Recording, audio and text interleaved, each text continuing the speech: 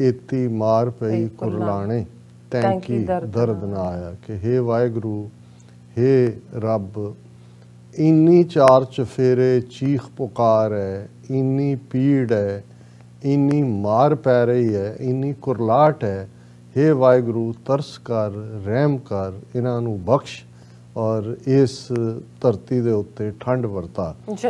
बेशक साडा दिल, रूह, साडा सारा वजूद उस धरती दे ओ विचारे सफरिंग लोकां दे लई जिहड़ा उन्हां तो कुर्बान है, उन्हां दे लई धड़कदा है, उन्हां दे बारे दिन रात चते पैर यही थॉट है, होर किसी पासे ध्यान नहीं जाता। अखां बंद करो फिर भी तुहानू ਜਿਹੜੀਆਂ ਨੇ ਉਹ ਬਲਦੇ ਸਿਵੇ ਬਲਦੀਆਂ ਚਿਖਾਵਾਂ ਨਜ਼ਰ ਆਉਂਦੀਆਂ ਨੇ।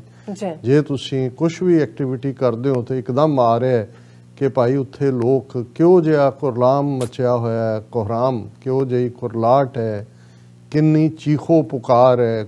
ਨਾ ਸ਼ਮਸ਼ਾਨ ਘਾਟਾਂ ਦੇ ਵਿੱਚ ਵੀ ਹਾਲਤ ਇਹ ਹੋ ਗਈ ਕਿ ਸ਼ਾਇਦ ਸਾਡੀ ਲਿਵਿੰਗ ਮੈਮਰੀ 'ਚ ਹੀ ਨਹੀਂ, ਮੈਂ ਸਮਝਦਾ ਵੀ ਪਿਛਲੇ ਪੀਰੀਅਡ 'ਚ ਵੀ ਕਿਤੇ ਇਹ ਨਹੀਂ ਪੜ੍ਹਿਆ ਹੈ ਕਿ ਸ਼ਮਸ਼ਾਨ ਘਾਟਾਂ ਦੇ ਵਿੱਚ ਵੀ ਟੋਕਨ ਦਿੱਤੇ ਜਾ ਰਹੇ ਹੋਣ। ਤੁਸੀਂ ਆਪਣੇ ਜਿਹੜੀ ਹੈ ਡੈਡ ਬੋਡੀ ਪਿਆਰੇ ਦੀ ਲੈ ਕੇ ਬੈਠੇ ਹੋ ਔਰ ਤੁਹਾਨੂੰ ਕਹਿੰਦੇ ਨੇ ਜੀ ਆਹ ਤੁਹਾਡਾ ਨੰਬਰ 849 ਹੈ ਔਰ ਤੁਸੀਂ 8 ਘੰਟੇ ਬਾਅਦ ਆਣਾ।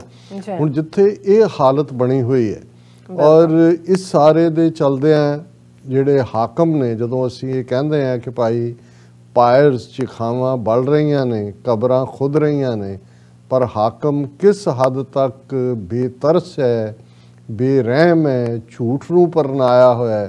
अज किसी ने एक कमेंट भी लिखा है और साडे एक सैगमेंट के थल्ले भी सी कि कोई मोदी का जिहड़ा अर्डेंट सपोर्टर मर रहा है और मरण तो पहला मोदी नूं कह रहा कि मोदी जी मैं मर रहा हूँ, अब मैं जा रहा हूँ। कोई नहीं बेटा, जाते वक्त वोट ज़रूर डाल के जाना।